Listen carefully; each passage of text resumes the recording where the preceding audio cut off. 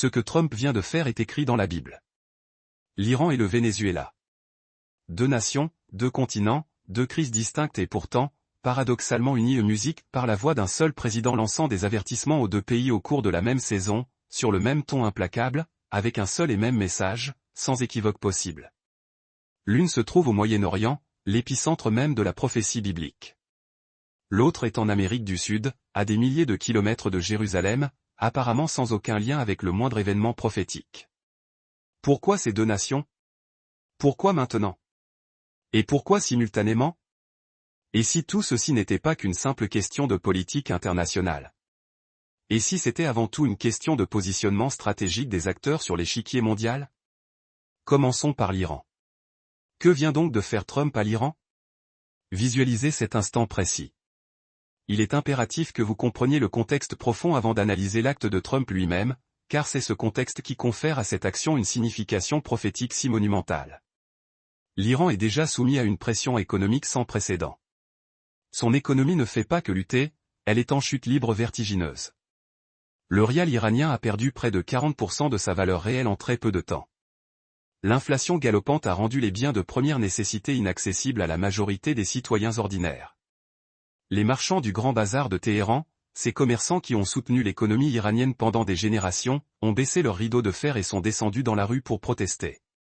Et le mouvement de contestation ne s'est pas arrêté là. En quelques jours, des manifestations ont éclaté dans 27 villes différentes à travers l'Iran.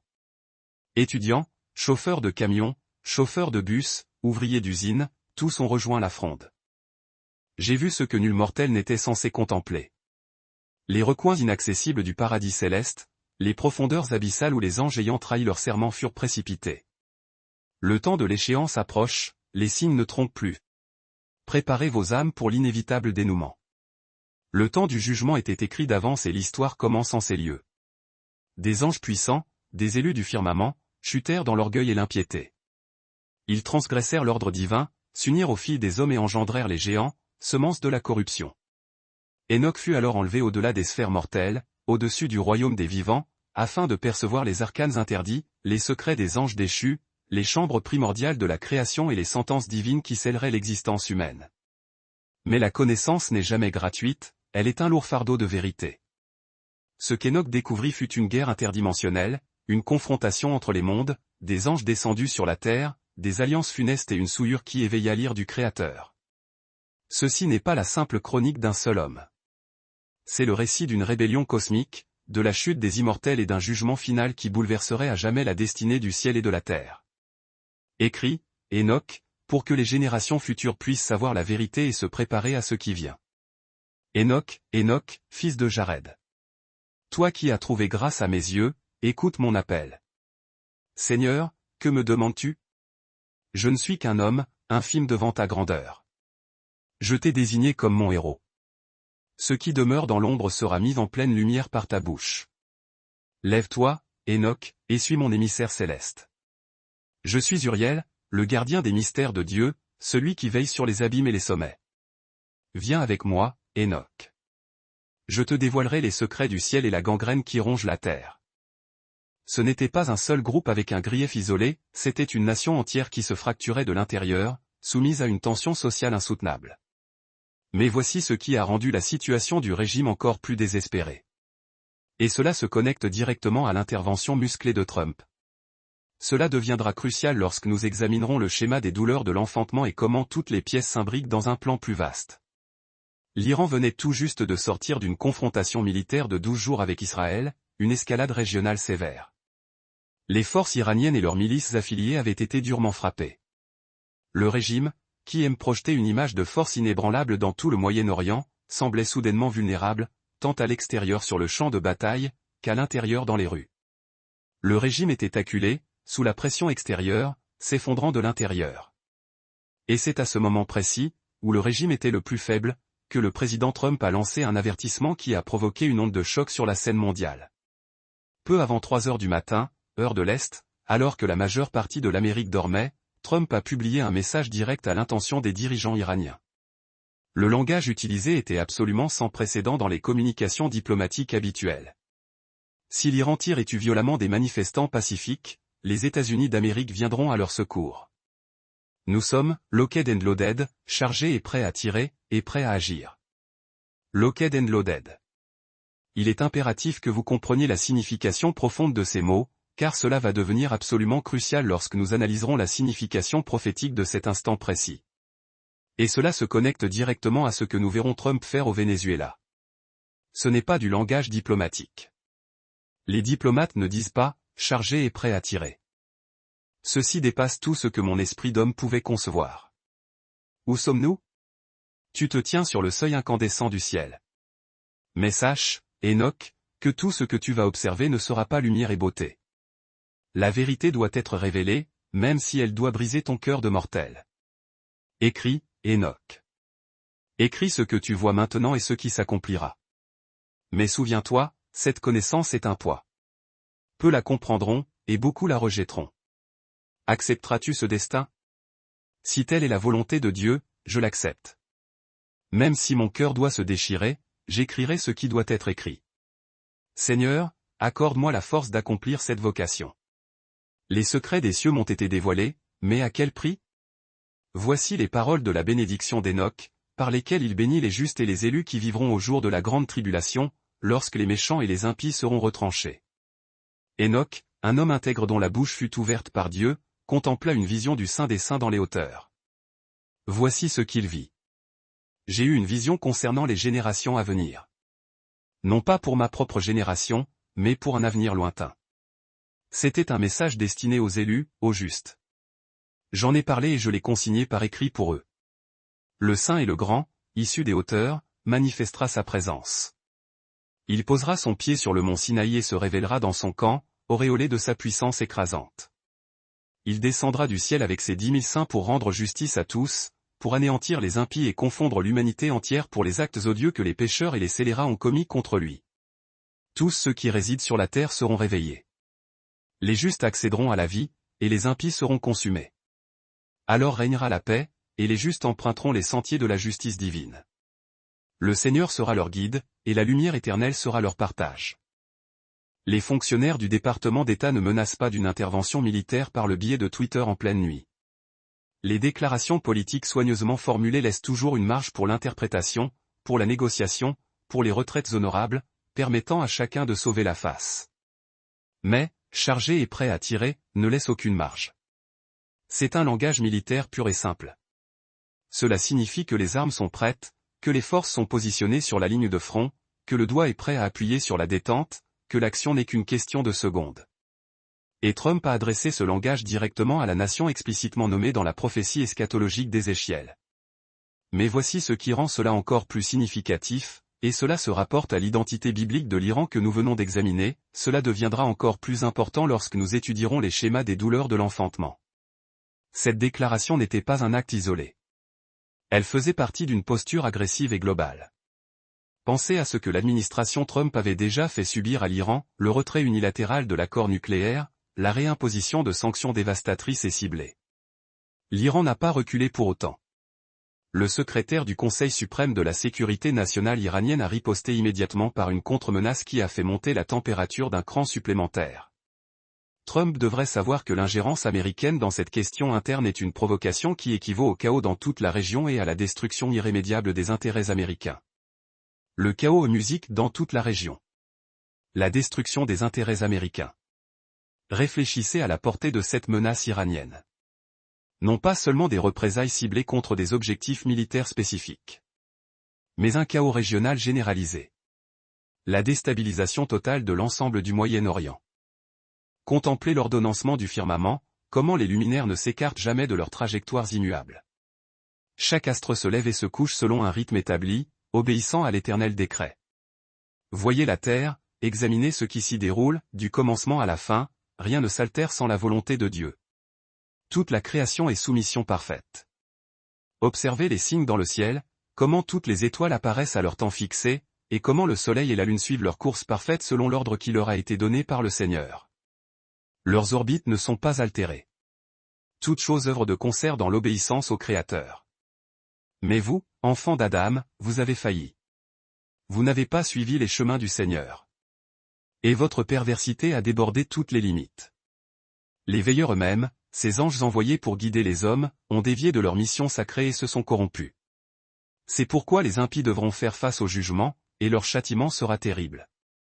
Considérez comment chaque arbre porte son fruit en sa saison. Comment les fleuves suivent leur lit, et comment la mer maintient ses bornes. Toute la création obéit aux lois du Très-Haut. Pourtant, les hommes et les anges déchus n'ont pas respecté ses commandements. Le jugement s'abattra sur tous ceux qui ont péché, sur tous ceux qui ont suivi les voies de l'injustice. Mais les justes seront récompensés et trouveront la paix éternelle. Les impies seront détruits, et aucun souvenir d'eux ne subsistera. Regardez comment les saisons se succèdent à leur temps fixé, les jours de l'été et de l'hiver. Voyez comme toute chose sur la terre et dans les cieux rend témoignage à la gloire de Dieu. Pourtant, les humains ont semé le chaos dans ce monde par leurs actions. Le jugement est prêt, et le Très-Haut ne tardera pas à l'exécuter. En ces jours-là, tandis que la population humaine se multipliait, des filles naquirent, belles et séduisantes. Des attaques coordonnées contre les intérêts américains partout où ils peuvent être trouvés dans le monde. C'est de l'escalade pure, non de la désescalade. C'est le durcissement de la position, le doublement de la mise, non le retrait. Et voici ce qui rend cet échange si prophétiquement significatif, car cela se connecte musique à tout ce que nous avons examiné concernant le rôle de la Perse dans les Écritures.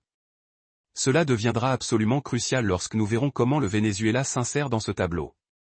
C'est une pression exercée directement sur une faille prophétique majeure. Considérez le timing méticuleux. Le Moyen-Orient est déjà hautement volatile. Israël s'est déjà engagé dans des conflits directs avec les forces iraniennes. Les accords d'Abraham ont complètement redéfini les alliances régionales traditionnelles. L'Arabie Saoudite et Israël n'ont jamais été aussi proches. Toute la région est sous tension maximale. Les nations sont en train de choisir leur camp. Et au milieu de tout cela, la nation la plus puissante du monde lance une menace militaire directe à la nation explicitement nommée dans la prophétie eschatologique d'Ézéchiel.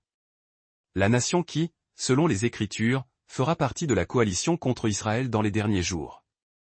La nation qui est déjà alignée sur la Russie, un autre acteur clé d'Ézéchiel 38. Toutes ces forces sont positionnées contre l'État juif. Cette nation est désormais confrontée, de manière frontale et sans détour, par la puissance militaire dominante du monde. Mais voici ce que je dois vous faire remarquer. Et cela va devenir absolument essentiel lorsque nous analyserons pourquoi ce moment semble si radicalement différent. Et cela se connecte au piège contre lequel Jésus a mis en garde dans la scène 9. Il ne s'agit pas encore d'une invasion. Pas encore. Il n'y a pas de troupes américaines qui traversent le territoire iranien. Aucun missile ne vole entre Washington et Téhéran dans une guerre à grande échelle. Les anges, les fils du ciel, aperçurent ces femmes et en conçurent un désir coupable. Ils se dirent entre eux, « Venez, choisissons-nous des épouses parmi les filles des hommes et ayons des enfants avec elles. » Alors Samjaza, qui était leur chef, leur dit, « Je crains que vous ne vouliez pas réellement accomplir cet acte, et que je doive supporter seul la charge de ce grand péché. » Mais tous lui répondirent, « Jurons un serment et engageons-nous par une malédiction à ne pas reculer avant d'avoir accompli cela. » Alors ils jurèrent tous ensemble et se lièrent par une malédiction. Ils étaient au nombre de 200. Et ils descendirent, au jour de Jared, sur le sommet du mont Hermon. Ils appelèrent cette montagne Hermon parce que c'est là qu'ils prêtèrent serment et se lièrent par leur malédiction.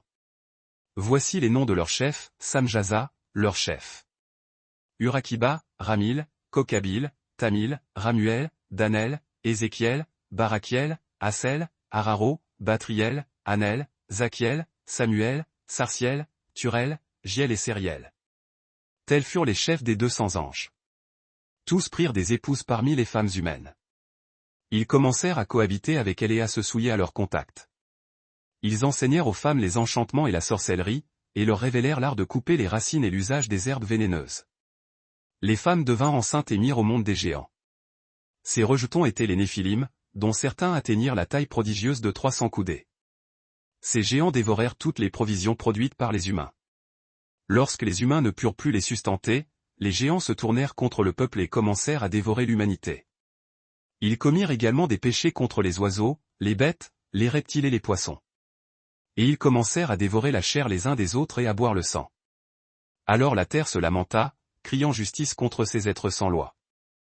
Mais ce n'est pas non plus la paix. C'est quelque chose entre les deux. Quelque chose qui crée une pression intense et insoutenable sans la relâcher. Quelque chose qui trace des lignes rouges claires et défie l'autre partie de les franchir. quelque chose qui augmente la tension, cran par cran, heure par heure, sans déclencher l'explosion tant redoutée. Du moins pas encore. Et cet état intermédiaire, cet entre-deux de tension maximale, c'est exactement ce que Jésus a décrit. Des guerres et des bruits de guerre. Nous sommes fermement dans la phase des bruits, la phase de la menace militaire immédiate, la phase où tout le monde sent de manière palpable que quelque chose d'immense et d'inévitable arrive, mais rien n'a encore totalement éclaté. Mais voici ce qui rend cette phase des rumeurs particulièrement significative. Et cela se connecte à ce que nous allons examiner concernant le schéma des douleurs de l'enfantement. Et cela devient absolument essentiel lorsque nous voyons le même schéma appliqué au Venezuela, loin de tout. Les rumeurs deviennent plus fortes, plus audibles que jamais. Les menaces sont de plus en plus directes et publiques. La pression s'intensifie. Chargé et prêt à tirer, n'est pas un murmure diplomatique. C'est un cri de guerre lancé à pleine voix. Et la contre-menace iranienne de chaos dans toute la région n'est pas une échappatoire diplomatique calculée. C'est une promesse d'escalade imminente. L'espace fragile entre la rumeur et la guerre est en train de se réduire dramatiquement, chaque jour qui passe. Mais voici ce que la plupart des gens oublient à propos de ce moment. Et cela va devenir crucial lorsque nous examinerons le schéma prophétique que le prophète aperçut. Trump ne se contente pas de confronter l'Iran de manière isolée. Simultanément, tandis qu'il exerce une pression militaire et rhétorique sur l'Iran, il applique aussi une pression économique écrasante sur les alliés et partenaires de l'Iran, y compris le Venezuela.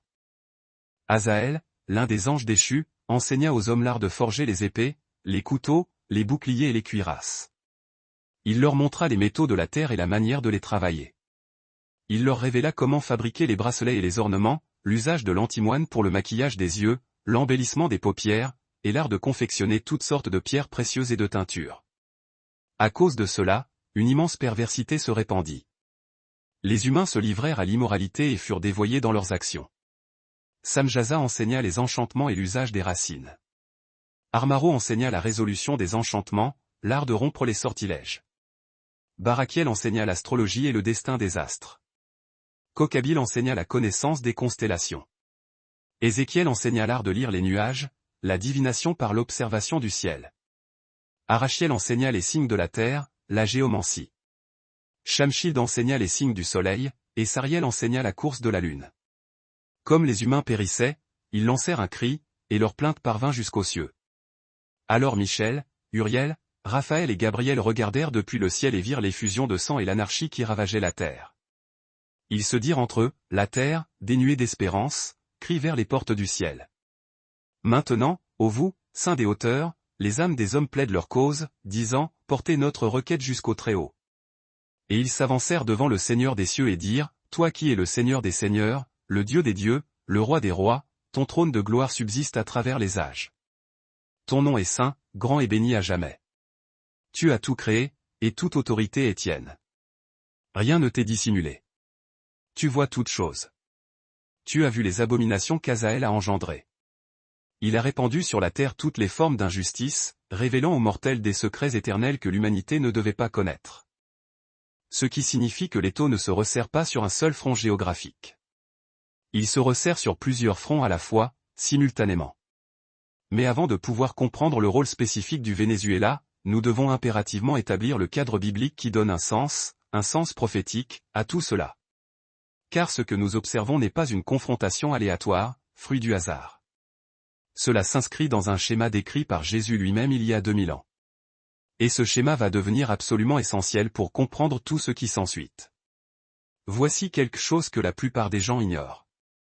L'Iran n'est pas juste une nation moderne avec des conflits modernes. L'Iran possède une identité biblique et prophétique qui remonte à des milliers d'années. Et cette identité n'a jamais quitté les Écritures. La nation que nous appelons l'Iran aujourd'hui était connue dans le monde antique sous le nom de Perse. Et la Perse apparaît dans toute la Bible, non comme une note de bas de page mineure, mais comme un acteur majeur, pivot, dans le récit prophétique de Dieu. Dans le livre de Daniel, la Perse est l'empire qui conquiert Babylone. L'écriture sur le mur que Daniel interprète annonce le transfert imminent de pouvoir aux Mèdes et aux Perses. Daniel lui-même sert dans le gouvernement perse sous les règnes de Cyrus et Darius. Mais voici ce qui rend le rôle biblique de la Perse si fondamental. Et cela se connecte directement à ce que nous examinerons concernant la position de l'Iran dans la prophétie de la fin des temps. La Perse est explicitement nommée dans Ézéchiel 38. Ézéchiel 38, 5 énumère les nations qui s'uniront contre Israël dans les derniers jours comme faisant partie d'une vaste coalition menée par Gog du pays de Magog. Et juste là, noir sur blanc, se trouve la Perse. Ce n'est pas de la spéculation théologique.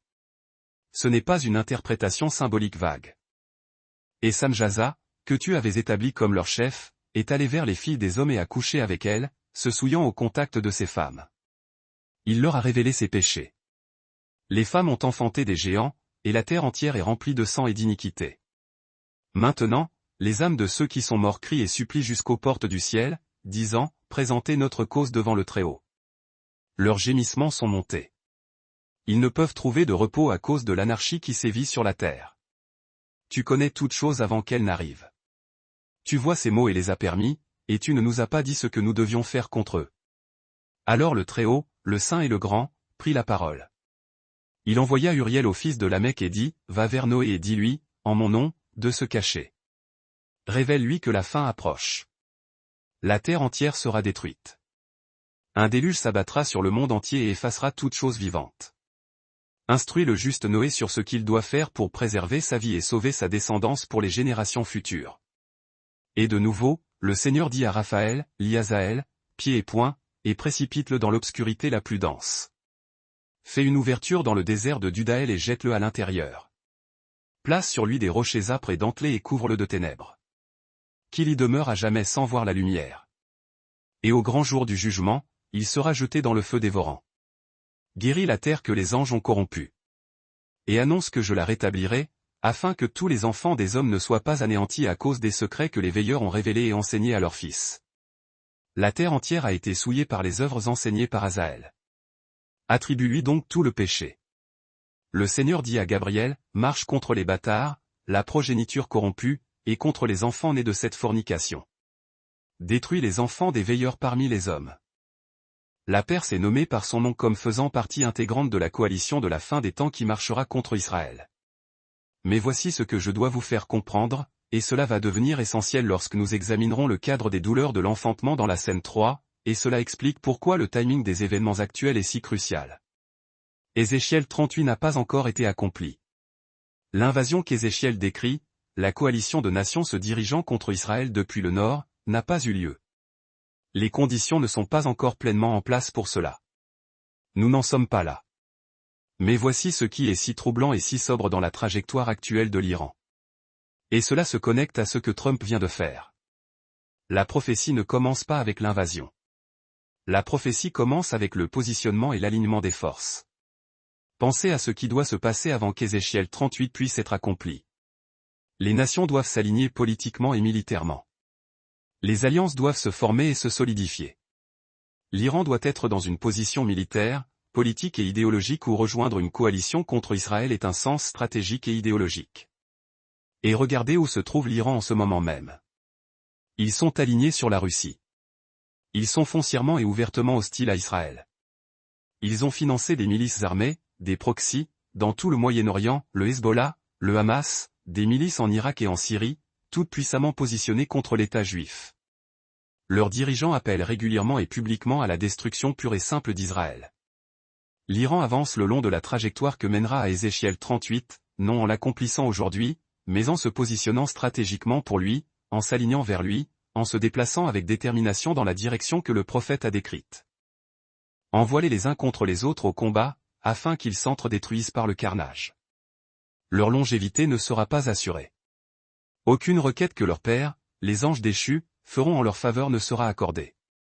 Car ils espéraient vivre éternellement, et même espéraient que chacun d'eux vivrait 500 ans. Puis le Seigneur dit à Michel, va et informe Samjaza et les autres qui se sont souillés en couchant avec des femmes qu'ils seront anéantis. Après leur avoir annoncé cela, enchaîne-les pendant 70 générations sous la terre, jusqu'au jour de leur jugement et de leur fin, jusqu'à ce que le jugement éternel soit accompli. En ces jours-là, ils seront conduits dans l'abîme de feu, vers le tourment et la prison où ils seront confinés à jamais. Quiconque sera condamné et détruit sera dès lors lié avec eux jusqu'à la fin des générations. Détruis tous les esprits malins et des œuvres des veilleurs, car ils ont fait du tort à l'humanité. Élimine toute injustice de la face de la terre, et que toute œuvre mauvaise prenne fin. Plante la droiture et la vérité sur la terre comme une bénédiction. Que le fruit de la justice et de la vérité apparaisse, et cela deviendra une bénédiction. Les œuvres de justice et de vérité seront plantées dans la joie pour toujours. Alors tous les justes échapperont au mal et vivront jusqu'à engendrer des milliers d'enfants. Ils achèveront tous les jours de leur jeunesse et de leur vieillesse dans la paix. Alors la terre entière sera cultivée dans la droiture et plantée d'arbres, et elle sera comblée de bénédictions. Tous les arbres porteront du fruit. Les vignes pousseront en abondance et la terre donnera une récolte prodigieuse. Chaque semence semée produira 1000, et chaque mesure d'olive produira 10 mesures d'huile. Et vous, ô anges, nettoyez la terre de toute oppression, injustice, péché, impureté et perversité qui y ont été commis. Détruisez les méchants de la surface de la terre.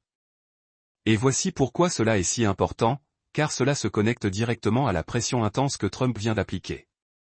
Avant d'aller plus loin, je dois établir quelque chose d'important, car ce que je suis sur le point de vous montrer sur le Venezuela va soulever des questions légitimes, et je veux m'assurer que nous nous appuyons sur un fondement biblique solide, un fondement qui deviendra essentiel lorsque nous examinerons le schéma que le prophète a vu dans la scène 7. Ce qui se passe avec l'Iran et le Venezuela n'est pas l'accomplissement d'une prophétie spécifique. Musique, permettez-moi d'être très clair à ce sujet. Ézéchiel 38 n'a pas eu lieu. La tribulation n'a pas commencé. Nous ne sommes pas dans les 7 dernières années. Je ne prétends pas que les actions de Trump accomplissent un texte prophétique spécifique. Mais voici ce que j'affirme, et cela est ancré directement dans les Écritures. Matthieu 24 6 à 8. Vous entendrez parler de guerre et de bruit de guerre. Gardez-vous de vous troubler, car il faut que toutes ces choses arrivent, mais ce ne sera pas encore la fin. Une nation s'élèvera contre une autre nation, et un royaume contre un autre royaume, et il y aura des famines, des pestilences et des tremblements de terre en divers lieux. Tout cela n'est que le commencement des douleurs. Le commencement des douleurs. Dans le grec original, cette expression est astérisque odin astérisque, signifiant les douleurs de l'enfantement, les contractions du travail. Jésus décrit un schéma, non un événement isolé et soudain, mais un processus musique progressif. Des contractions qui commencent lentement et sont espacées, presque imperceptibles, mais qui augmentent progressivement et inéluctablement en fréquence et en intensité jusqu'à devenir absolument impossible à éviter. Et voici pourquoi le cadre des douleurs de l'enfantement est si important pour comprendre ce qui se passe actuellement. Toutes les œuvres du mal prendront fin. Alors, plantez la justice à sa place. Et maintenant, à vous mes enfants, parlez avec vérité et vivez dans la droiture. Car dans les sentiers de la justice, vous serez plantés et vous fleurirez à jamais. En ces jours-là, je fus enlevé d'entre les enfants des hommes, et les anges m'appelèrent et me conduisirent vers un lieu reculé. Ils dirent, Enoch, scribe de la justice, va et parle aux veilleurs du ciel, ceux qui ont quitté les hauteurs du paradis et se sont souillés avec les femmes. Ils ont agi comme des humains en prenant des épouses pour eux-mêmes, et ils ont grandement corrompu la terre. Dis-leur, vous n'aurez ni paix ni pardon pour vos péchés. Je m'exécutai et m'adressai aux veilleurs. Ils étaient assemblés en un lieu nommé Abel-Mahin, qui se trouve entre le Liban et Siner. Et ils couvraient leur visage de honte. Je leur transmis le message, toutes les paroles de justice que les anges m'avaient données pour eux. Entendez mes paroles. Quand ils entendirent cela, ils se mirent à trembler d'effroi. Ils me supplièrent de rédiger pour eux un mémorandum, une supplique implorant le pardon, afin que je la porte au Très-Haut. Car, souillés, ils ne pouvaient plus eux-mêmes approcher sa présence, ni même lever les yeux vers le ciel à cause du péché qu'ils avaient commis. J'écrivis leurs pétitions et leurs plaidoyers, puis je portai leurs requêtes vers le ciel. J'escaladai les cieux jusqu'à atteindre l'océan céleste, les eaux primordiales. Là, je franchis les portes du paradis et pénétrai dans la cour céleste où trône la majesté divine. Je m'agenouillai, le visage contre terre, et parlai au Très-Haut, lui présentant la supplique des veilleurs. Mais le Très-Haut me répondit, disant, va dire aux veilleurs du ciel qui t'ont envoyé, vous étiez saints et spirituels, destinés à une vie éternelle, mais vous vous êtes souillés au contact des femmes, agissant comme si vous étiez des hommes mortels. Et cela se connecte directement à ce que nous examinerons sur le Venezuela dans les scènes 5 et 6. Et cela devient absolument crucial lorsque nous voyons pourquoi tout est en train de converger dans la scène 8. Les douleurs de l'enfantement n'annoncent pas l'instant exact de la délivrance. Elles annoncent que le processus, le travail, a commencé. Une femme en travail ne sait pas précisément quand le bébé arrivera après la première contraction. Mais elle sait avec certitude que quelque chose a débuté qui ne fera que s'intensifier jusqu'à ce que la délivrance musique arrive. C'est exactement ce que Jésus décrit à propos des temps de la fin. Guerre, rumeurs de guerre, nation contre nation, famine, tremblement de terre, pestilence. Tout cela augmente en fréquence et en intensité. Tout cela converge vers un point culminant. Et voici l'idée clé, l'élément essentiel, car il va devenir crucial lorsque nous verrons l'Iran et le Venezuela ensemble dans ce tableau. Et cela explique pourquoi le timing simultané des actions est si important. Les contractions elles-mêmes ne sont pas nouvelles. Le changement fondamental, c'est l'espacement qui s'est réduit. Nous avons déjà vu des tensions au Moyen-Orient. Nous avons déjà vu des pressions économiques sur des nations hostiles. Nous avons déjà vu des présidents américains lancer des avertissements, mais nous n'avons jamais vu toutes ces situations s'empiler simultanément de cette manière organisée et agressive. L'Iran sous pression militaire et économique, le Venezuela sous pression économique, les deux dans la même saison, les deux sur le même ton menaçant, les deux alors que le Moyen-Orient est assis sur le bord du précipice d'un conflit plus vaste. Les contractions se rapprochent dangereusement. Mais l'Iran n'est que la moitié du tableau prophétique. Et c'est là que les choses deviennent vraiment intéressantes. Car la Bible ne se concentre pas exclusivement sur le Moyen-Orient. Vous avez pris des épouses et engendré des enfants de chair et de sang. À cause de cela, vous avez attiré une grande perversité sur la terre. Vous n'étiez jamais censé révéler les secrets des cieux ni enseigner de telles choses aux humains. Pourtant, vous l'avez fait. Par conséquent, les humains ont appris des choses qu'ils n'étaient pas destinés à connaître, et ils ont été corrompus. Pour vous, les veilleurs, il n'y aura aucune paix. Vous n'aurez aucun pardon pour vos transgressions. Quant à vos enfants, les Néphilim, nés de votre union avec les femmes humaines, ils seront détruits, car ils ont apporté le chaos et le bain de sang sur la terre. Je retournai vers les veilleurs et leur transmis tout ce que Dieu avait dit.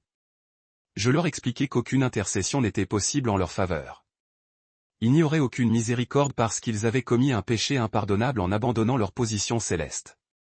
Après cela, j'eus une vision dans laquelle les cieux me furent montrés, ainsi que le jugement imminent des veilleurs. Dans ma vision, je vis un lieu obscur, une prison emplie de feu et des colonnes de flammes sans fin. Tel était le destin qui attendait les anges déchus. Là, ils seraient enchaînés à jamais jusqu'au jugement final. Le Très-Haut me dit, cet endroit que tu as vu est la prison destinée aux anges. Ici, ils seront confinés à perpétuité jusqu'au grand jour du jugement, où ils seront précipités dans l'abîme éternel en punition de leurs péchés. Puis on me montra un trône flamboyant entouré de fleuves de feu. Sur ce trône était assis le Très-Haut, et autour de lui, des multitudes d'anges chantaient et louaient son nom. C'est alors que je compris toute l'ampleur du jugement à venir.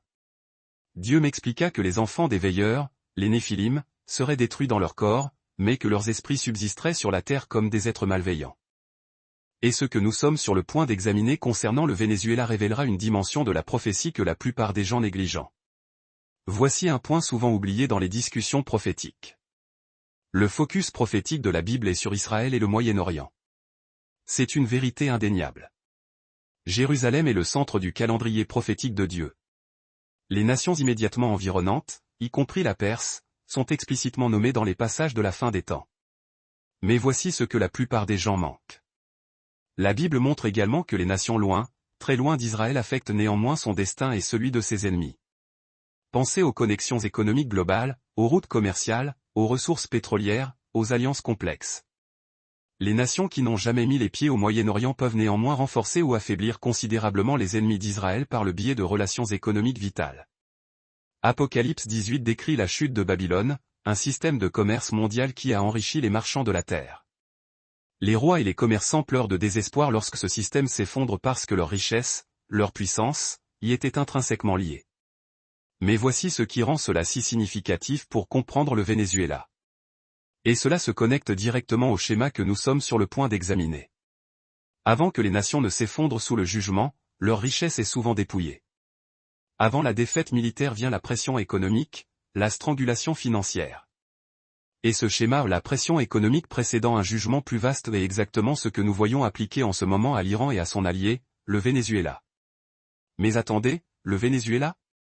Qu'est-ce qu'une nation sud-américaine peut bien avoir à faire avec la prophétie biblique? Pourquoi devrions-nous nous soucier d'un pays situé si loin d'Israël? C'est ce que nous devons examiner maintenant.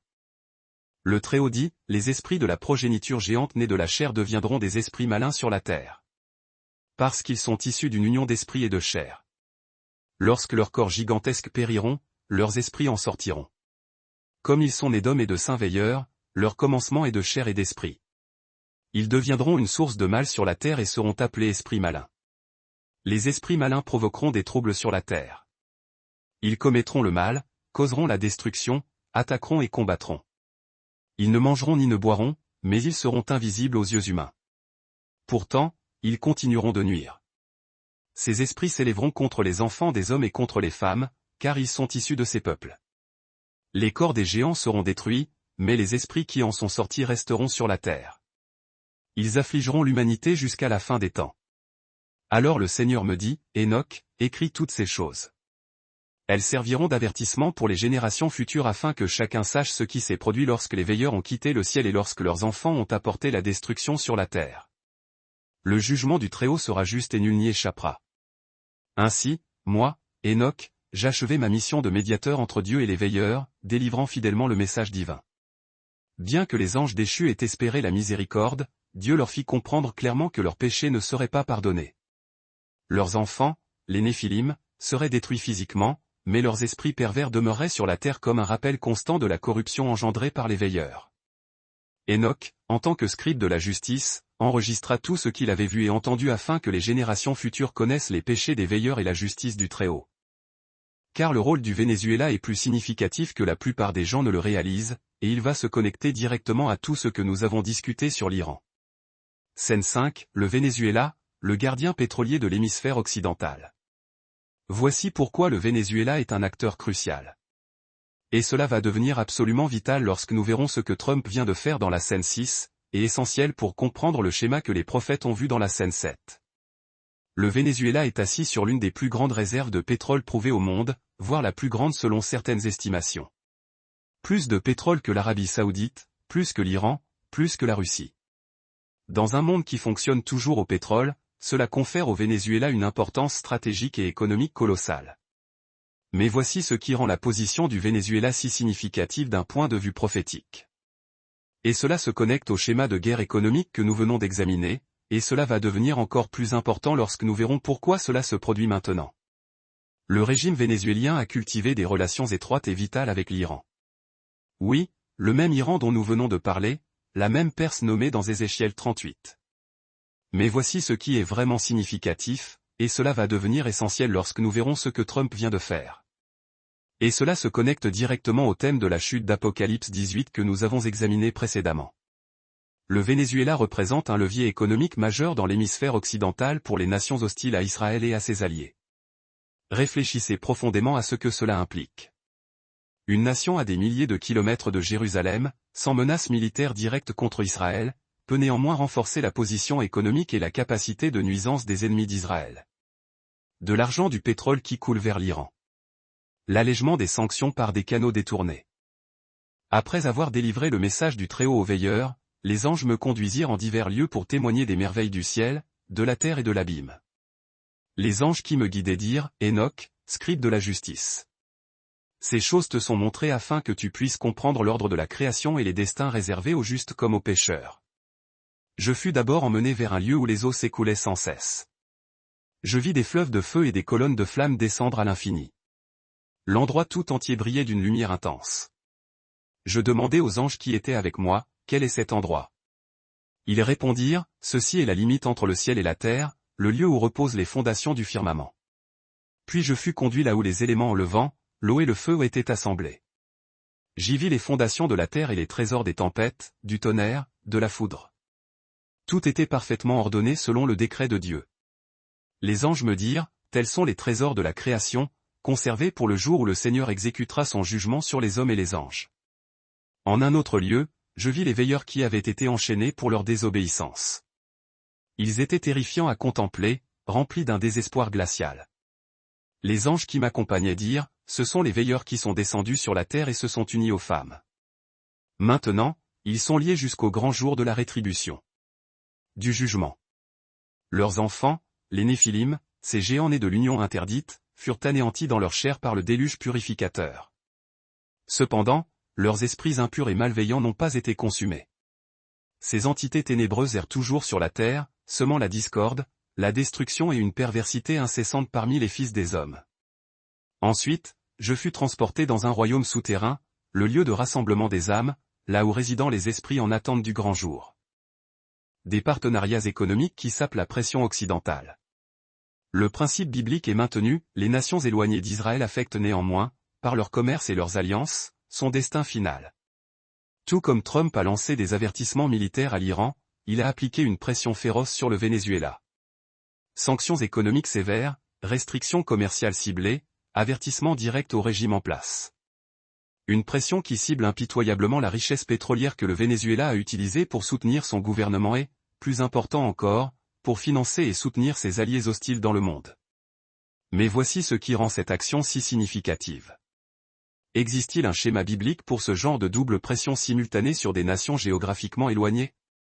La Bible nous montre-t-elle quelque chose sur la manière dont Dieu confronte les nations et affaiblit leur soutien économique avant que des événements prophétiques plus vastes ne se déroulent? C'est ce que nous devons examiner ensuite. Car les prophètes ont vu quelque chose qui ressemble remarquablement à ce que nous vivons aujourd'hui. Voici ce que les prophètes ont constamment rapporté dans les Écritures. Et cela va relier tout ce que nous avons examiné sur l'Iran et le Venezuela, et se connecte directement à la raison pour laquelle cela se produit maintenant. Voici ce qui rend le moment actuel différent de tout ce que nous avons vu dans l'histoire récente. Et cela connecte tout ce que nous avons examiné sur l'Iran et le Venezuela au tableau prophétique plus vaste. Et cela va devenir essentiel lorsque nous examinerons l'avertissement de Jésus concernant le piège dans la prochaine scène. La convergence des crises est sans précédent. Pensez à ce qui se passe simultanément. Israël est au centre de l'attention globale. Les événements s'accélèrent et se compressent. Les décisions s'accumulent. Je discernais 4 demeures distinctes, taillées dans la roche éternelle. La première, sanctuaire de lumière et de sérénité, était réservée aux justes, où ils goûtaient un repos immaculé et paisible. Les 3 autres, en revanche, étaient des cavernes d'affliction, remplies de plaintes sourdes et de souffrances indicibles pour les pécheurs. J'ai interpellé les anges qui m'accompagnaient, quel est donc cet endroit mystérieux, et pourquoi cette division? Ils me répondirent, leur voix résonnant avec une gravité solennelle, ceci est le Sheol, le séjour des esprits humains, où ils sont retenus jusqu'à l'aube du jour du jugement définitif. Les âmes des justes y trouvent la paix promise, mais les âmes des méchants y languissent dans l'angoisse, subissant déjà les prémices du châtiment à venir. Le jour ultime, ces damnés seront précipités dans le feu éternel, une sanction sans recours. Après cette vision des limbes, je fus conduit vers un lieu d'une terreur absolue, un gouffre où le feu brûlait d'une intensité insoutenable sans jamais s'éteindre. Il était structuré par des colonnes de flammes mouvantes, gigantesques et incandescentes, qui dansaient dans un cycle infernal. J'ai demandé, le cœur serré par l'effroi, qu'est-ce donc que cet endroit terrifiant, ce brasier qui ne cesse jamais? Les anges me révélèrent, ceci est l'enfer, la place spécialement préparée pour les esprits rebelles, ceux qui ont défié l'ordre divin et pour les pécheurs qui ont sciemment rejeté la miséricorde du Très-Haut. C'est ici qu'ils demeureront, en captivité et en douleur, pour toute l'éternité. Leur colère sera sans fin. Ensuite, je fus élevé jusqu'à une montagne sainte, dont la cime dépassait toute hauteur terrestre connue. Sur cette montagne sacrée, je contemplais le trône de gloire du Très-Haut, baigné d'une lumière qui surpassait le soleil, et entouré de fleuves de feu purificateurs et de myriades d'anges. L'espace entre les contractions des douleurs de l'enfantement est en train de se réduire inexorablement. Par le passé, ces crises majeures auraient pu se produire séquentiellement, l'une résolue avant que l'autre n'émerge. Mais maintenant, elles se déroulent simultanément, prouvant que l'horloge prophétique s'accélère. Des milliers de séraphins et de chérubins chantaient sans relâche, tissant une louange éternelle au souverain. Les messagers célestes m'expliquèrent, voici le trône du Très-Haut, d'où il exerce son jugement sur l'intégralité de la création, maintenant l'ordre de l'univers. Sur cette même montagne, je vis aussi un arbre d'une magnificence rare, portant des fruits plus éclatants et plus délicieux que tout ce que j'avais pu imaginer. Je demandai, fasciné, qu'est cet arbre merveilleux? Les anges me répondirent, c'est l'arbre de vie. Le jour de la restauration, cet arbre sera offert aux justes, ils mangeront de ses fruits et jouiront d'une vie éternelle et immarcessible. Ils me montrèrent ensuite une vallée profonde, sombre, jonchée de rochers et remplie d'un feu dévorant. Cette vallée, me dit l'ange, est le lieu où les rois et les puissants de ce monde, ceux qui ont opprimé et écrasé les justes par leur tyrannie, seront jugés, brisés, et réduits à néant. Après cela, je fus conduit à travers divers lieux de la terre pour observer les trésors cachés de la création. Je vis des montagnes entières d'or, d'argent, et de pierres précieuses scintillantes, dont l'éclat remplissait l'air. Je contemplais également des fleuves tumultueux et des jardins luxuriants débordant de vie et de beauté. L'ange déclara, tout cela fut créé pour que l'humanité en jouisse avec reconnaissance. Mais hélas, beaucoup ont utilisé ces richesses pour perpétrer le mal et satisfaire leur avidité. Le jour du jugement, ces trésors seront réclamés par le Créateur et remis en possession des justes, ceux qui ont honoré sa volonté. Je fus ensuite ramené vers les cieux, où l'on me permit d'observer les étoiles, le soleil et la lune dans leur danse cosmique. Je vis comment tous les corps célestes suivaient un cours parfait et immuable, obéissant avec une discipline absolue aux lois immuables de Dieu. L'ange m'enseigna, de même que les astres obéissent aux commandements de Dieu sans faillir, ainsi l'humanité devrait-elle se soumettre à sa loi. Mais les impies se sont délibérément détournés de cette obéissance. Pour cette trahison, ils feront face à un jugement implacable. Finalement, les anges me reconduisirent sur la montagne sacrée. Là, le Très-Haut lui-même me parla directement, sa voix résonnant comme le tonnerre et le murmure des eaux profondes. Il me dit, ô Enoch, consigne par écrit tout ce que tu as vu et entendu. Car ces paroles sont destinées aux générations futures, un témoignage pour ceux qui viendront après toi. Les justes vivront en paix et hériteront de la terre restaurée, tandis que les méchants seront détruits pour toujours. Je jugerai l'intégralité de ma création, et ma justice sera éternelle et irrévocable.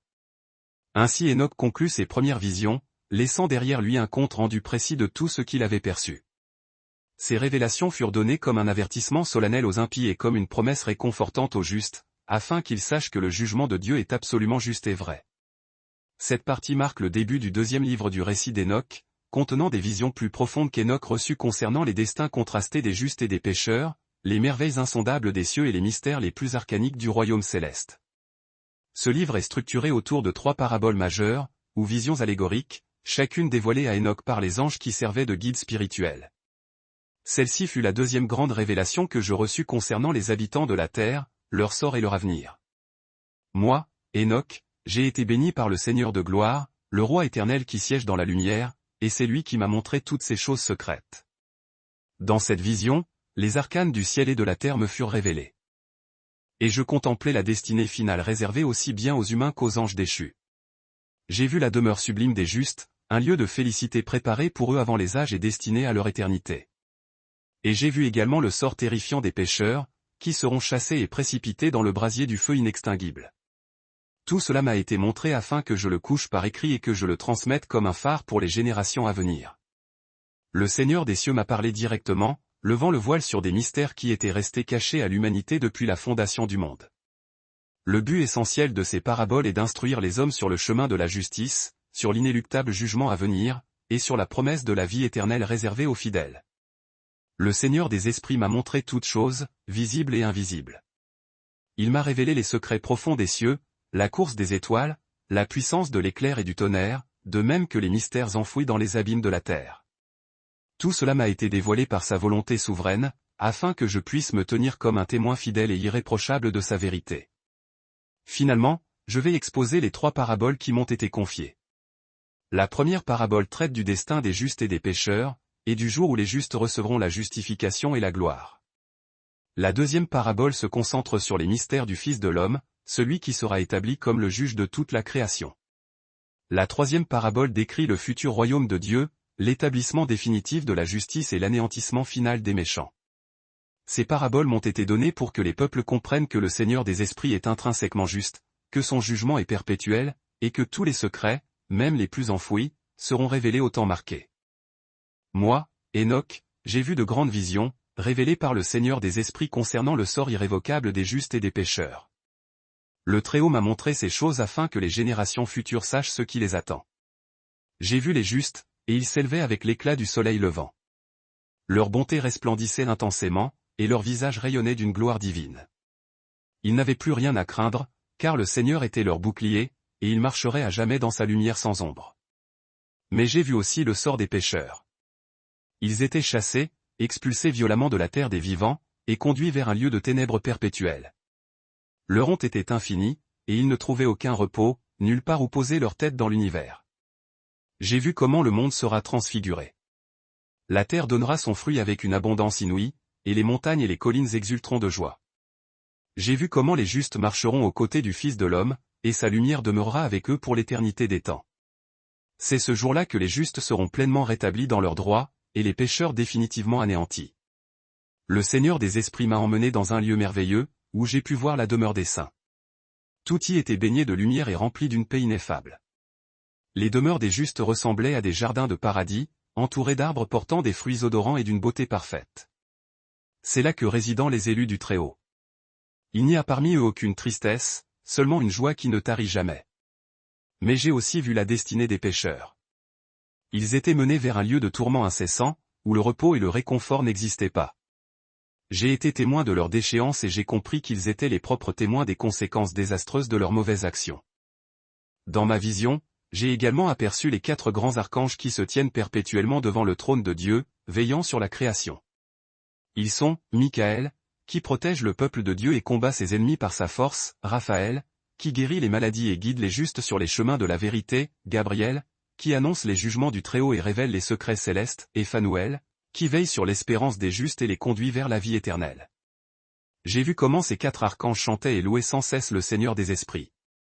Leur voix, puissante et majestueuse, résonnait comme le bruit de grandes eaux. Et ils proclamaient, « Saint, Saint, Saint est le Seigneur des esprits.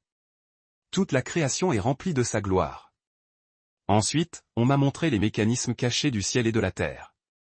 J'ai vu comment le soleil, la lune et les étoiles accomplissaient tout leur cycle avec une fidélité parfaite, obéissant au commandement du Très-Haut. J'ai vu les trésors secrets des vents, de la pluie, et la source des tempêtes déchaînées. J'ai compris que toute chose est ordonnée avec une perfection absolue selon la volonté divine. J'ai également vu les livres célestes, où sont méticuleusement enregistrées toutes les actions, bonnes ou mauvaises, des humains. Dans ces livres, les justes sont inscrits pour la vie éternelle, mais les pécheurs y sont notés pour le châtiment. J'ai su qu'au jour du jugement, ces registres seraient ouverts, et chaque personne serait jugée rigoureusement selon ses œuvres. J'ai vu comment la sagesse descendit du ciel, cherchant désespérément un lieu de résidence parmi les hommes. Mais les peuples, dans leur perversité et leur orgueil, la rejetèrent sans pitié. La sagesse se lamenta amèrement, « Je ne trouverai nulle demeure parmi les humains. Je retournerai donc au trône du Très-Haut et y résiderai pour toujours. » Mon cœur fut attristé de voir comment les hommes rejetaient la sagesse divine. Car en faisant cela, ils rejetaient également sa bénédiction et sa grâce. J'ai observé les étoiles dans le firmament. Chacune possédait un nom et une mission spécifique, assignés par le Seigneur des Esprits. J'ai remarqué que certaines de ces étoiles avaient abandonné l'orbite qui leur était désignée. Parce qu'elles ont désobéi, elles ont été précipitées dans l'abîme du jugement, exactement comme le furent les anges déchus. Elles y restent emprisonnées jusqu'au jour final où elles seront définitivement détruites. Le sort tragique de ces étoiles m'a instruit sur les conséquences irréversibles de la désobéissance. J'ai vu aussi les esprits des hommes. Les esprits des justes s'élevaient vers le ciel et étaient accueillis avec une joie indescriptible. Mais les esprits des pécheurs étaient rejetés et envoyés dans des lieux ténébreux et désolés, où ils attendaient leur condamnation. Que les justes se réjouissent, car le Très-Haut est leur refuge et leur force inébranlable. Mais que les pécheurs tremblent, car le jour du jugement est proche, et nul n'échappera à la justice inflexible du Seigneur des Esprits. J'ai reçu cette parabole de la part du Seigneur des Esprits. Et dans cette vision, les mystères les plus profonds concernant le Fils de l'homme, celui qui est destiné à juger toute la création, m'ont été révélés avec clarté. Voici ce que j'ai vu et entendu. J'ai contemplé un trône majestueux, dressé sur une hauteur prodigieuse, entouré d'une lumière si éclatante qu'elle était pareille au feu. Sur ce trône était assis quelqu'un dont le visage brillait comme le soleil à midi, et dont la robe était plus blanche que la neige fraîche. Des milliers d'anges l'entouraient, le servant avec dévotion et chantant des louanges incessantes. J'ai demandé aux anges qui m'accompagnaient, « Qui est celui qui siège ainsi sur ce trône de gloire ?» Ils répondirent, « C'est le Fils de l'homme, qui fut désigné et révélé avant même la création du monde. Il sera le juge de tous les rois et des puissants, de tous les justes et de tous les méchants. Il apportera la justice et la lumière aux justes, et il anéantira les méchants pour l'éternité. » J'ai vu le Seigneur des Esprits convoquer chaque nation et chaque individu. Du plus grand roi au plus humble des paysans, tous se tenaient, tremblants, devant le Fils de l'homme. Il ouvrit les livres célestes, où toutes les actions des hommes étaient consignées, et il jugea chacun selon la totalité de ses œuvres. J'ai vu que les rois et les puissants de la terre tremblaient de peur devant le Fils de l'homme. Ils réalisaient que leurs richesses accumulées et leur pouvoir éphémère ne pouvaient en aucun cas les sauver. Ils tentèrent de se cacher, cherchant désespérément un refuge. Mais il n'y avait aucun endroit où échapper à son jugement omniscient. Mais les justes, eux, furent invités à s'approcher du trône. Leurs visages resplendissaient de joie et de reconnaissance. Ils furent reconnus et récompensés pour leur fidélité inébranlable.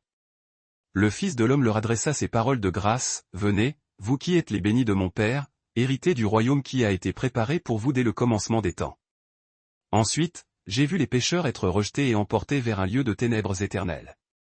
Là, les flammes ne s'éteignaient jamais, et le tourment ne connaissait pas de répit.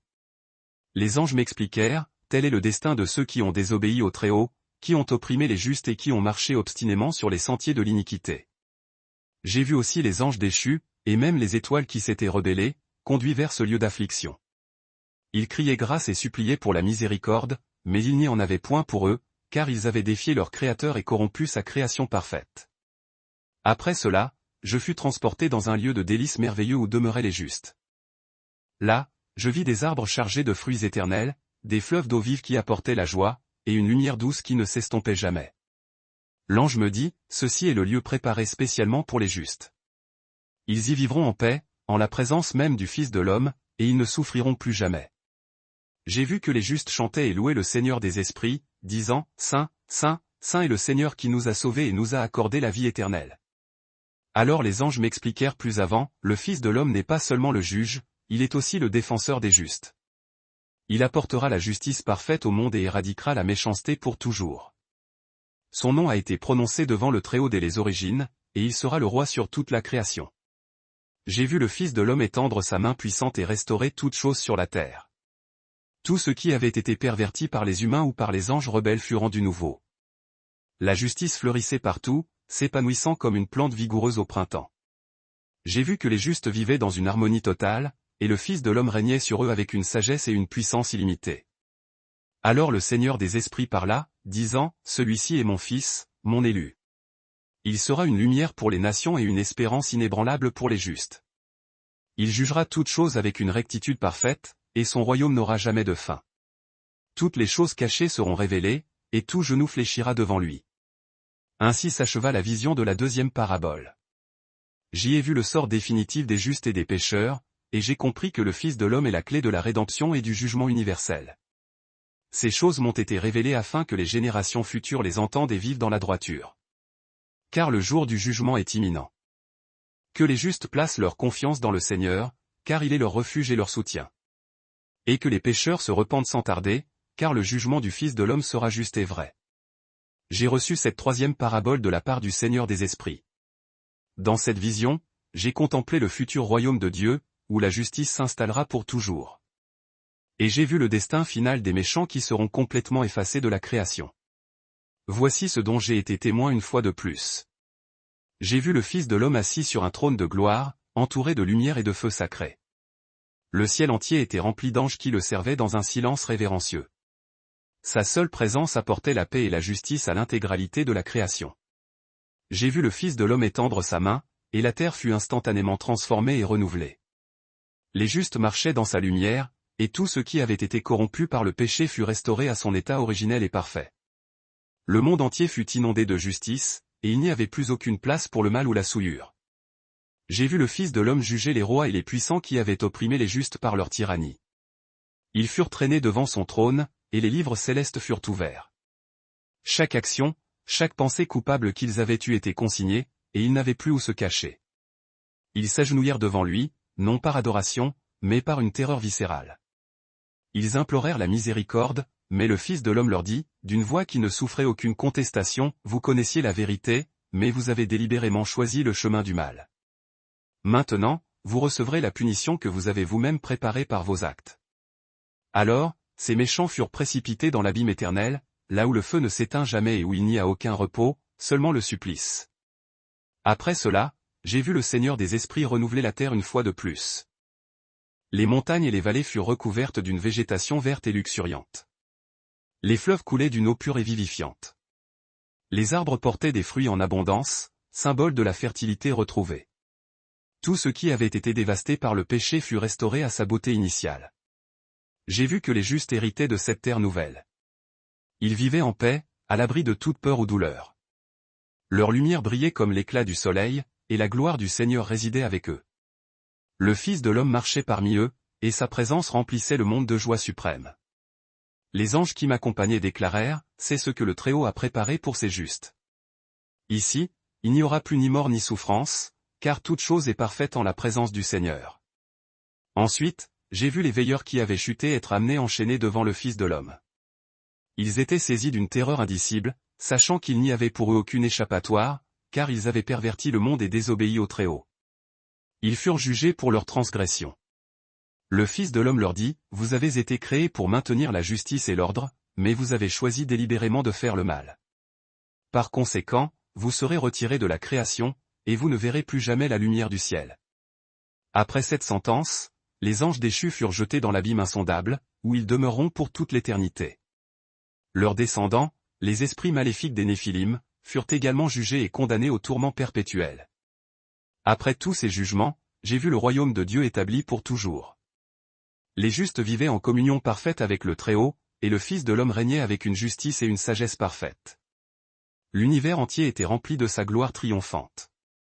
J'entendis les anges chanter, « Saint, Saint, Saint est le Seigneur des esprits. » Toute la création est remplie de sa gloire, et son royaume ne connaîtra aucune fin. J'ai vu que tout genou fléchissait devant le Fils de l'homme, et toute langue confessait son nom avec respect. Tous les secrets du ciel et de la terre furent dévoilés, et il n'y eut plus ni obscurité ni malice. Tout était en harmonie parfaite sous la souveraineté du Très-Haut. Le Seigneur des esprits m'adressa la parole et dit, « Enoch, ces choses t'ont été révélées afin que les générations futures puissent comprendre l'ordre divin. Que les justes vivent dans l'espérance, car le jour de leur salut approche. Mais que les pécheurs se repentent, car le jour du jugement vient, et nul n'échappera à ma justice. Je renouvellerai ma création, purifiant tout ce qui a été corrompu. Les justes brilleront comme les étoiles célestes, et leur joie sera éternelle. Mais les méchants seront retirés, et leur souvenir même disparaîtra à jamais. » Ainsi s'acheva la vision de la troisième parabole.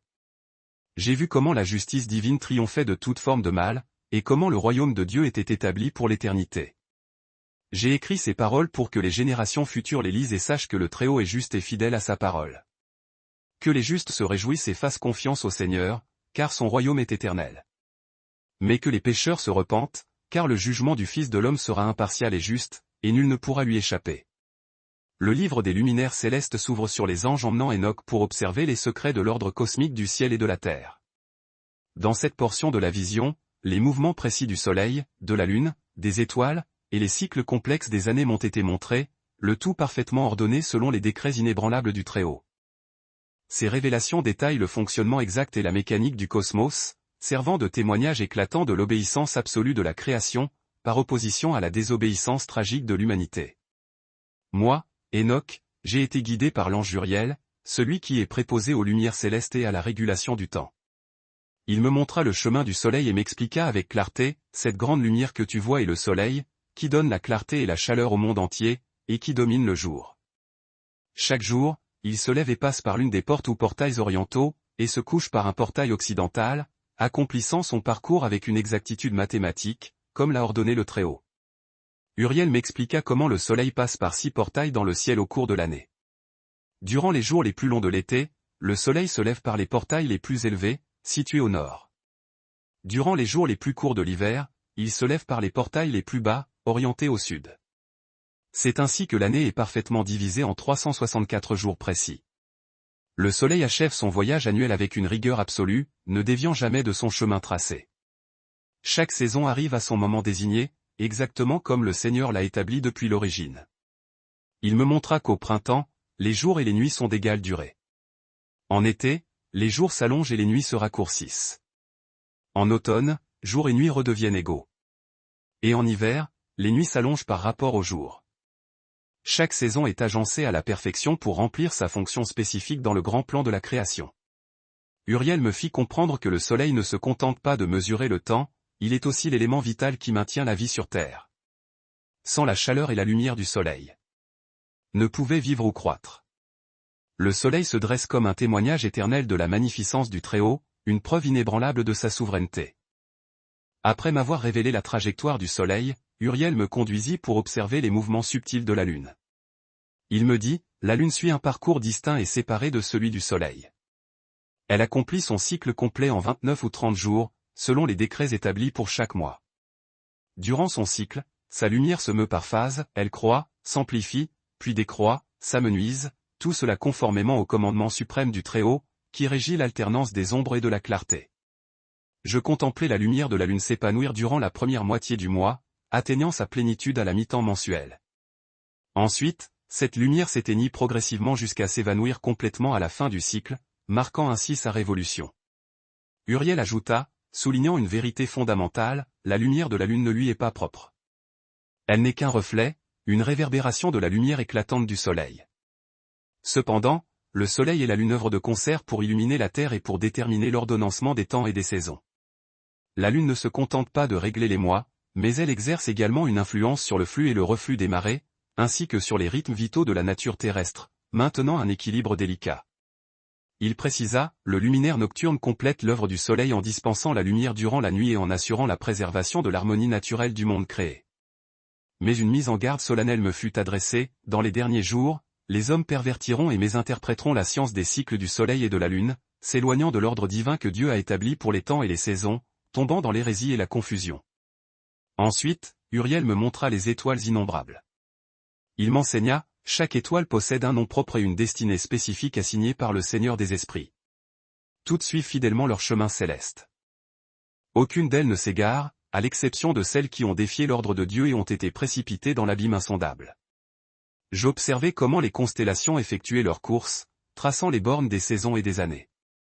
Uriel conclut, ces étoiles témoignent de la gloire majestueuse du Très-Haut. Leur obéissance parfaite est un exemple lumineux destiné à l'humanité. Pourtant, les hommes, dans leur folie, ont désobéi à Dieu et ont corrompu sa création sublime. J'appris qu'au sein des cohortes astrales, certaines se sont rebellées contre l'ordre du Très-Haut, abandonnant délibérément les trajectoires qui leur avaient été assignées. Ces étoiles insoumises furent jugées et jetées dans l'abîme, aux côtés des anges déchus. Elles y demeurent enchaînées, emprisonnées, dans l'attente du jugement final. La rébellion des étoiles sert ainsi d'avertissement terrible quant aux conséquences irrévocables de la désobéissance. Uriel me révéla ensuite l'organisation du temps, montrant comment l'année est divisée en saisons distinctes. Je compris que les variations dans le parcours du Soleil, conjuguées au mouvement de la Lune et des étoiles, provoquent l'alternance des saisons. Il expliqua que l'année est composée de 364 jours, répartis en 4 saisons égales. Chaque saison a un nombre de jours fixé, et tout cet agencement fut établi par le Très-Haut afin que les humains puissent vivre en harmonie parfaite avec l'ordre de la création. Dans mes visions, les luminaires célestes ne remplissaient pas seulement des fonctions pratiques pour la mesure du temps et le soutien de la vie, ils se dressaient aussi comme des témoins implacables du jugement de Dieu. Uriel m'expliqua qu'au jour du jugement, le soleil, la lune et les étoiles attesteront contre les impies, prouvant qu'eux avaient obéi aux ordres du Très-Haut, alors que l'humanité, elle, avait failli. Le Seigneur des Esprits me parla alors et me dit, « Enoch, consigne toutes ces choses et enseigne-les aux générations futures. Que les peuples apprennent des lumières du ciel à obéir à mes voies. Car ces luminaires suivent fidèlement mes commandements, tandis que les hommes se sont égarés. Le Très-Haut m'a averti que dans les derniers temps, beaucoup pervertiront la connaissance du soleil, de la lune et des étoiles.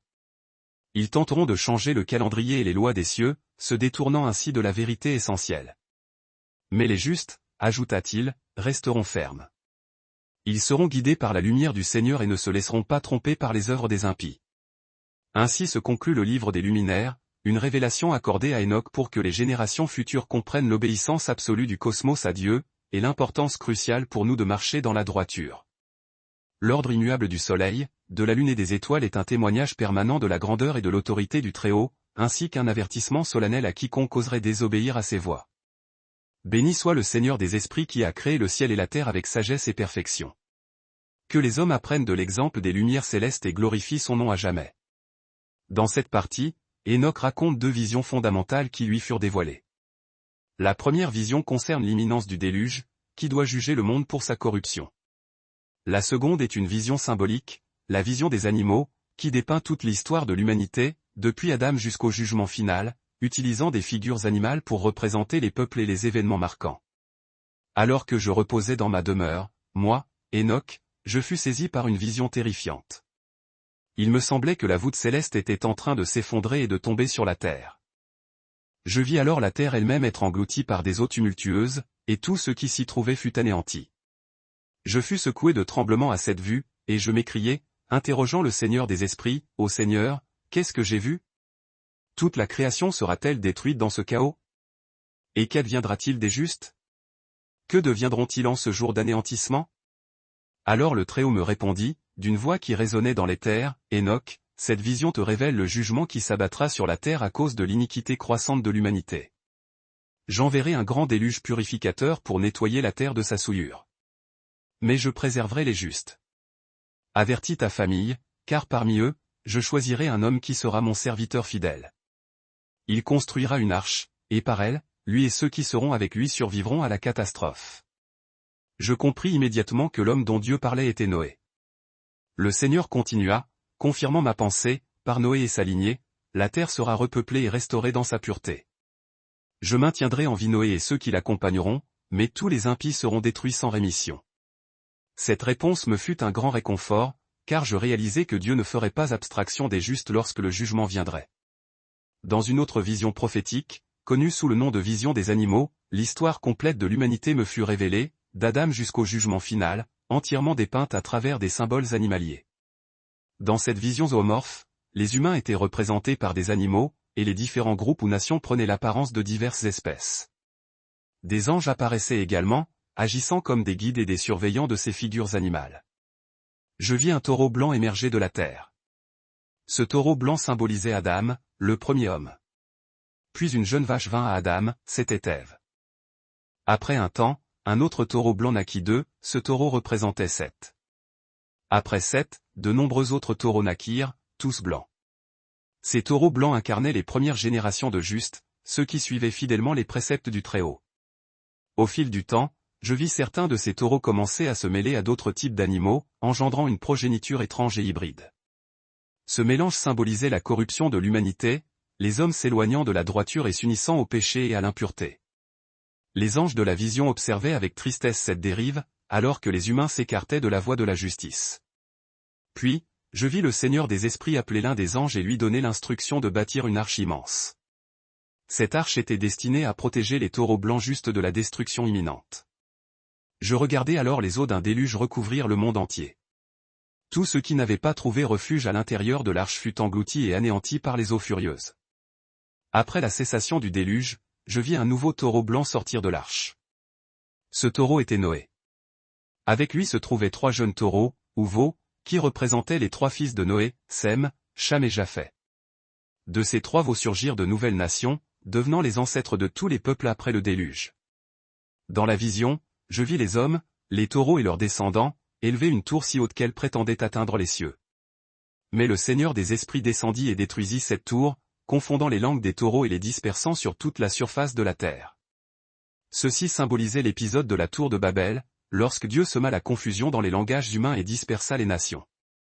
Je vis le Seigneur des esprits dépêcher des anges pour guider les taureaux blancs.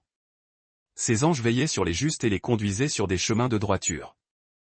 Parmi les taureaux, je vis ensuite apparaître un animal exceptionnel, un bélier doté d'une corne puissante, fort et majestueux. Ce bélier symbolisait un grand chef, un guide envoyé par Dieu pour mener le troupeau de brebis, qui était le peuple égaré. Le bélier rassembla les brebis dispersées, les justes, et les conduisit. En contraste frappant, je vis dans la vision des loups féroces et d'autres prédateurs. Ceux-ci symbolisaient les impies et les oppresseurs qui harcelaient le peuple de Dieu.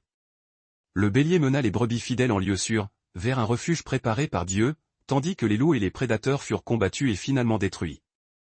Vers la fin de la vision, je vis le Seigneur des esprits établir enfin son royaume sur la terre. Les brebis blanches, les justes, vécurent en sécurité et dans le bonheur. Les loups et toutes les bêtes sauvages, c'est-à-dire les méchants, furent éloignés et ne purent plus nuire aux brebis. Je vis la terre être entièrement transfigurée et renouvelée. Il n'y avait plus de refuge pour l'iniquité. Le Seigneur des esprits résidait au milieu de son peuple, et sa lumière pénétrait toutes choses.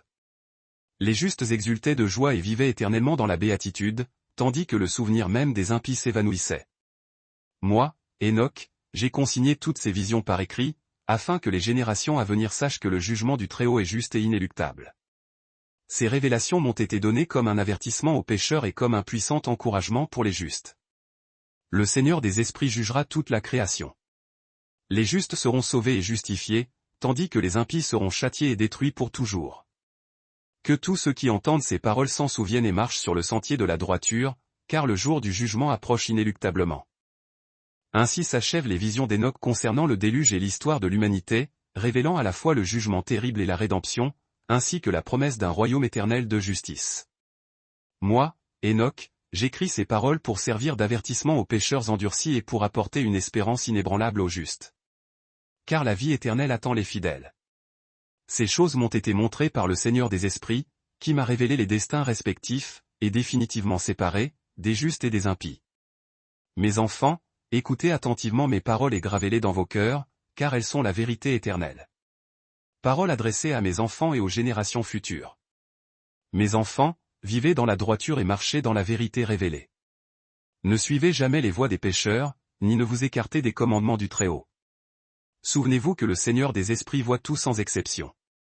Rien ne peut lui être dissimulé. Maintenant, je m'adresse à ceux qui viendront après moi, dans les temps à venir. Sachez que des jours d'une grande tribulation s'annoncent, mais sachez aussi que le jugement du Très-Haut les suivra de près. En ces jours sombres, les pécheurs s'imagineront qu'ils peuvent échapper à la sentence divine. Mais le Seigneur des Esprits ne passera pas outre leurs actes.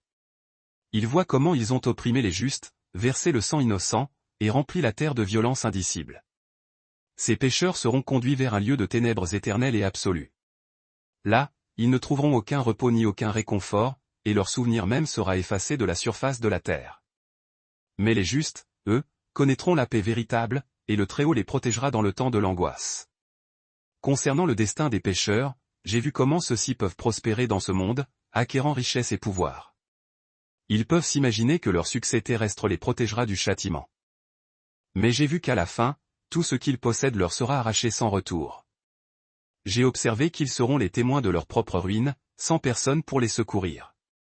J'ai vu ces impies emportés vers l'abîme. Là, les flammes brûlent sans cesse et leur supplice ne s'interrompt jamais. Ils crient désespérément grâce, mais aucune pitié ne leur est accordée, car ils ont désobéi au Seigneur des Esprits et ont corrompu sa création sainte.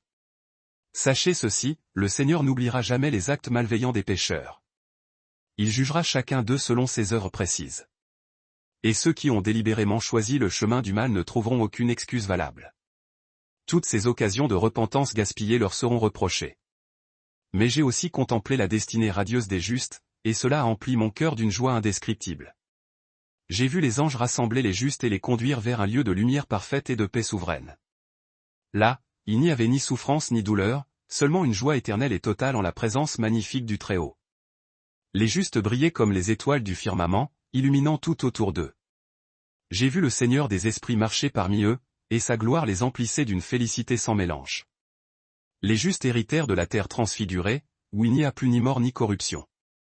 Je vous dis cela, mes enfants, afin que vous ne vous découragiez pas durant les périodes de trouble. Les pécheurs peuvent sembler prospérer un temps, mais leur heure est brève. Votre récompense, en revanche, est éternelle et garantie dans le royaume du Très-Haut. Le Seigneur des Esprits me donna une vision de l'histoire humaine découpée en 10 semaines, 10 grandes périodes de temps. Dans cette vision des semaines, lors de la première semaine, j'ai vu la création du ciel et de la terre, et l'apparition d'Adam, le premier homme. Dans la deuxième semaine, j'ai vu l'iniquité se multiplier et un grand déluge venir purifier le monde, sauvant seulement Noé et sa famille. Dans la troisième semaine, j'ai vu apparaître Abraham, le père d'une multitude de nations, et ses descendants, ceux que Dieu a choisis pour être son peuple. Dans la quatrième semaine, j'ai vu la loi remise à Moïse, afin que les peuples sachent comment vivre justement. Dans la cinquième semaine, j'ai vu la maison d'Israël, la nation du peuple de Dieu, et comment ils furent dirigés par des rois et guidés par des prophètes inspirés. Dans la sixième semaine, j'ai vu le peuple tomber dans la transgression et être emmené en exil parmi les nations, conséquence amère de leur faute. Dans la septième semaine, j'ai vu l'avènement du Messie, le Saint, celui qui apporterait le salut et la rédemption. Il était l'élu qui sauverait le monde, vainquant le péché et offrant l'espérance aux justes.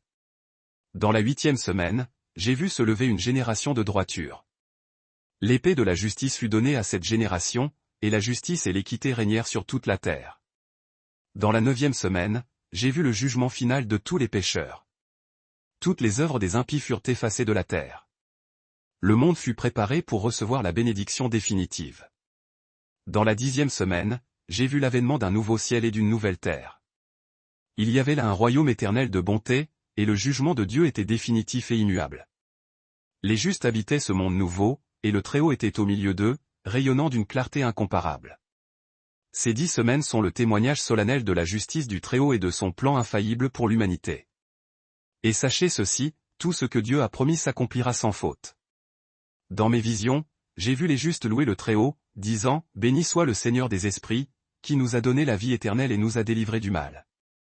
Ses jugements sont justes et sa miséricorde dure à jamais. Mais j'ai aussi vu les pécheurs crier dans le désespoir le plus total, pourquoi n'avons-nous pas écouté les avertissements? Pourquoi avons-nous suivi nos propres désirs coupables? Maintenant, nous sommes dans les ténèbres, et il n'y a plus aucune espérance pour nous. Mes frères et sœurs, j'écris ces choses afin que vous, et ceux qui viendront après vous, compreniez que le Seigneur des esprits est juste et véridique. Marchez selon ses voies et vous trouverez la paix dans son royaume éternel. Mais si vous vous détournez de ses commandements, votre destinée sera le gouffre sans fin. Sachez que le jugement du Très-Haut est imminent. Les justes brilleront de tout leur éclat comme les étoiles, et les pécheurs disparaîtront de toute mémoire. Que ces paroles soient à la fois un avertissement sévère et une consolation profonde. Le Seigneur des esprits règne sur toute la création, et son royaume est sans fin. Moi, Enoch, j'ai vu mon fils Mathusalem s'approcher de moi avec une grande anxiété. Il me dit, mon père, un fils est né de mon fils Lamech, mais cet enfant ne ressemble pas aux autres. Sa peau est blanche comme la neige et rougeoyante comme la fleur d'une rose éclose. Ses cheveux sont blancs comme la laine vierge et ses yeux scintillent comme les rayons du soleil matinal. Quand il ouvre les yeux, toute la maison s'illumine comme en plein jour, tant son regard est éclatant.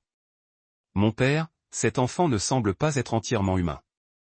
Il porte en lui une lueur qui paraît provenir des anges du ciel. Que signifie donc ce prodige? Que dois-je faire face à un tel mystère? Lorsque j'entendis ces paroles, mon cœur fut saisi de tremblement. Je savais que la naissance de cet enfant était un signe d'événement majeur à venir. Je priai donc le Seigneur des esprits et le supplia de me révéler la signification profonde de cet événement. Le Seigneur me répondit avec autorité, cet enfant, qui s'appellera Noé, sera un homme juste que j'ai destiné à sauver l'humanité du jugement à venir. J'ai décidé d'envoyer un grand déluge sur la terre pour la purifier de toute corruption qui la souille. Mais par Noé et sa lignée, la terre sera restaurée et rendue à son intégrité. Noé sera maintenu en sécurité avec les justes qui l'accompagneront, tandis que les impies périront sans recours. Ayant reçu cette réponse divine, je retournai vers Mathusalem et lui annonçai, cet enfant est spécial, un élu. Le Seigneur des esprits l'a choisi pour une grande mission. Prends grand soin de lui, car il sera celui qui sauvera les générations futures de l'anéantissement. Dans mes ultimes visions, je contemplai le destin des pécheurs, et cela m'emplit d'une profonde tristesse. Je vis les impies emmenés dans un lieu de ténèbres éternelles où le feu brûlait sans s'éteindre. Il n'y avait là aucun repos, aucun soulagement, seulement des pleurs et le désespoir le plus amer.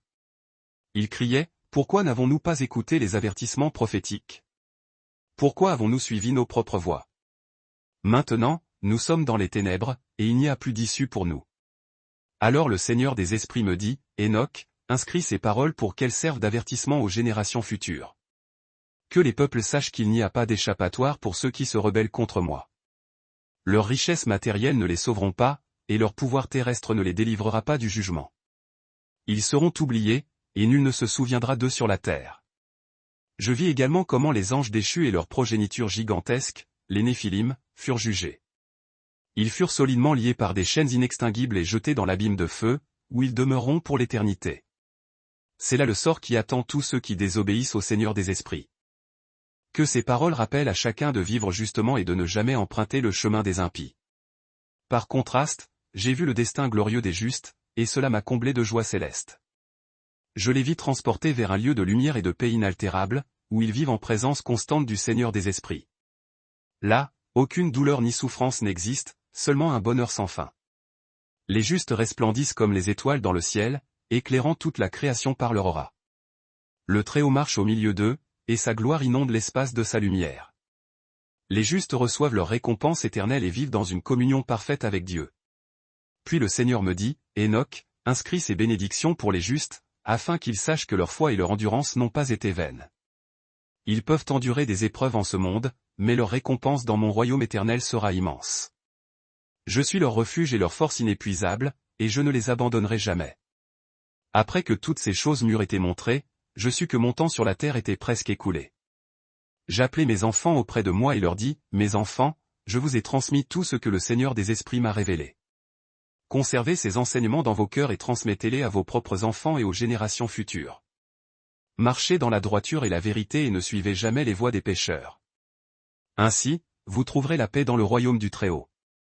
Alors, le Seigneur des esprits me fit signe et je fus enlevé au ciel par les anges de gloire. J'observai la terre s'éloigner et s'estomper sous moi, tandis que j'étais porté vers le lieu où demeure le Très-Haut, dans une gloire qui ne s'achève jamais. Là, les anges m'accordèrent une place parmi les justes, et mon esprit trouva enfin le repos et le réconfort suprême. Telles sont les paroles d'Enoch, écrites pour le salut et l'instruction des générations futures. Que tous ceux qui les entendent reconnaissent que le Seigneur des esprits est juste et véridique. Ses jugements sont éternels et nul ne peut échapper à sa justice. Suivez ses voies et vous gagnerez la vie éternelle. Mais si vous vous rebellez contre lui, vous serez destinés à l'abîme.